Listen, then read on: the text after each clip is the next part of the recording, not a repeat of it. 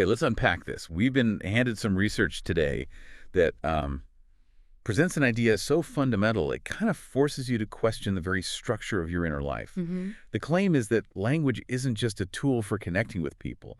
It actually functions as a biological parasite inside the human mind. Right. And not just that it's there, but that it's actively stopping us from seeing raw reality.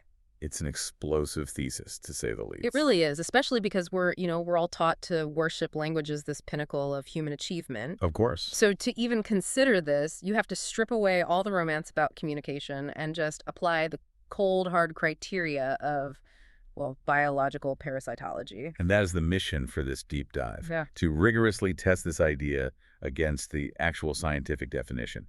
Can we really say that language meets all four non-poetic criteria to be classified as a parasite? We can, and the source material is surprisingly precise about it. The conclusion feels kind of inescapable. Language satisfies every single requirement. Okay, let's walk through them. We'll start with the basics. Yeah. What are the four traits? So the first is simple. It needs a host. A host. For language, the host is the human nervous system. It's the architecture of the brain that's been programmed to run it. Language, I mean, it literally cannot exist unless it's installed inside a functioning mind. Okay, that one's pretty clear. What's the second one? Second, it consumes the resources of the host.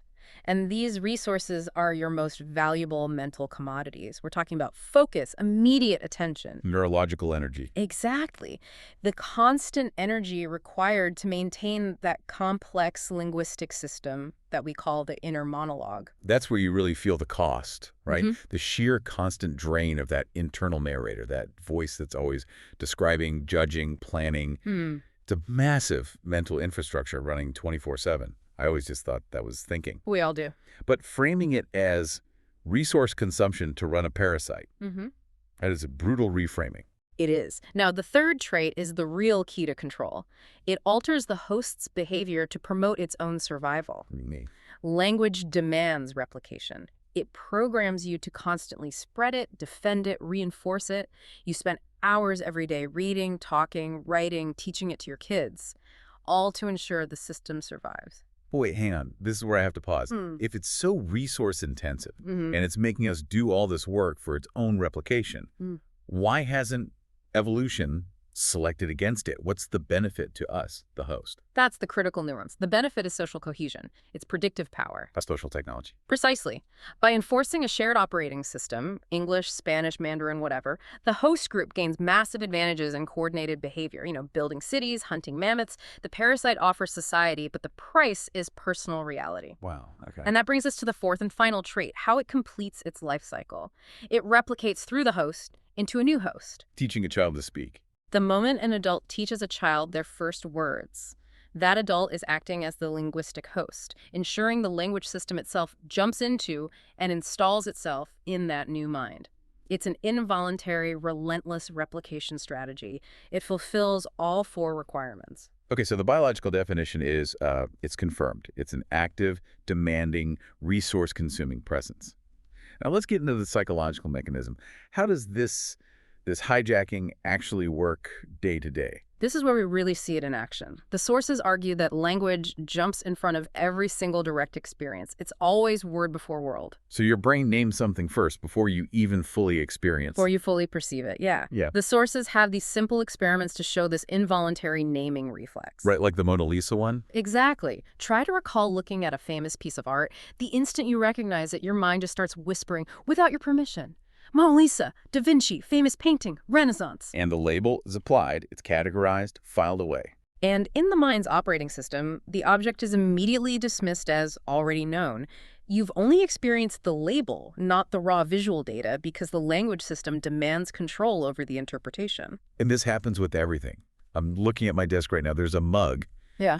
And you can't not think mug. That reflex chair, mug, phone, useful. It turns every moment into just a slideshow of things we think we understand. Right, just because we have a convenient sound for them. And if that's what it's doing with physical objects, it must be so much more invasive when it comes to, say, our emotions. Oh, absolutely. We label an emotion like sadness before we truly feel the raw, complex state of being. We end up feeling the word sadness, filtered through everything our culture told us that word means. It just shrinks the real experience. And we do the same with identity. We label people the second we meet them.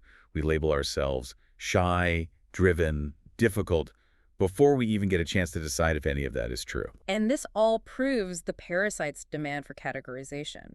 If you try that experiment, if you look at an object, say your own hand, and just force yourself not to name it for 3 seconds. That's impossible. It's not just impossible, your mind panics. It struggles because silence is uncertainty. Language provides this powerful illusion of control, and the system aggressively enforces categorization to keep the world manageable.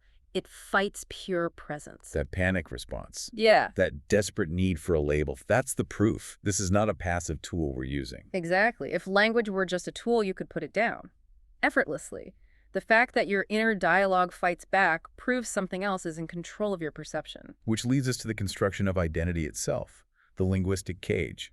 Because the material says language doesn't just describe things, it actively creates the categories of things we're allowed to see. That's a staggering insight. Your language decides what your world contains. We know from cross-cultural studies if a language doesn't have a word for a certain color. The brain is slower to see it, or can't see it at all. Right. The category shapes the physical perception. Your language isn't reflecting your reality, it's determining it. And if it determines the world, it certainly determines you. We're told we think with logic, but this research says we think primarily with metaphors. Metaphors we didn't even choose. They're like little linguistic prisons. Think about the ones programmed into our minds. Time is money. Love is a journey. The mind is a container. None of those are facts. None of them. They're inherited programs that structure our reality, forcing us to see time as a commodity to be spent instead of a flow to be experienced. So this linguistic framework is shaping every core belief, every fear, every limitation you hold. The idea that you are just a certain way was shaped inside a language you didn't choose, running a program you didn't write. Think about the labels from childhood. Hmm. If you were told you're the shy one, or you're too emotional, or you're problematic, those words didn't just describe a moment. They became you. Yes, the moment someone assigned that label, your mind built a huge reinforced identity cage around it. And the most frustrating part is that once the cage is built, we defend it. We cling to the very thing that limits us. We say it all the time, oh, I can't do that, I've always been like this, or that's just my personality. We treat our self-concept like a law of physics instead of a linguistic program we just inherited. We protect the walls of the cage. Because they feel familiar, they offer a predictable identity. So here's the ultimate test then. If you, the listener, had been raised in a totally different culture, speaking a radically different language, with completely foreign metaphors and labels, would you be the same person you are right now? Absolutely not. Which means the core of our perceived identity isn't some pure, authentic self waiting to be discovered. It's a side effect. It's a side effect of the language that raised us. We spend our lives trying to live up to a sound, a word, that existed long before we did. You are meeting the version of yourself that language allowed you to be. That is just staggering. The idea that our personality is a construction run by a parasite. Yeah. So if language is the problem, is there any way out? Is there a way to break the spell? To find the solution, you have to look at the irrefutable proof of the problem. Think of the most profound, real moments of your life. The birth of a child, a moment of sheer terror, or just jaw-dropping awe. In those moments, language failed. There were no words.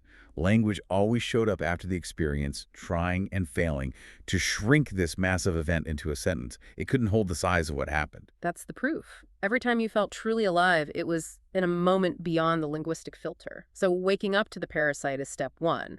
But the next step is learning how to disrupt its control. And the research mentions an attempt to do this, a book called Tongue, designed to, reverse the hijacking mechanism. Yes, it's focused on semantic disruption.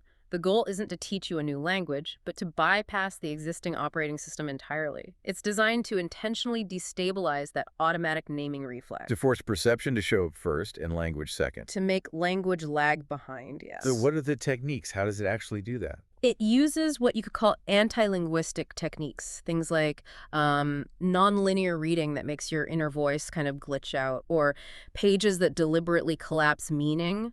The whole mechanism is about overloading the system, creating these momentary cracks where raw, wordless reality can bleed through. So the entire project is engineered to interfere with the operating system we've been running since we were 2 years old, All with the aim of giving you your perception back. to bring the world back in front of the word. It's not about understanding the concept intellectually. It's about having the direct, unfiltered experience of seeing the world without that parasitic filter jumping ahead. This has been a tremendously insightful deep dive. The core takeaway, I think, is that the deepest truth of language is that Mm.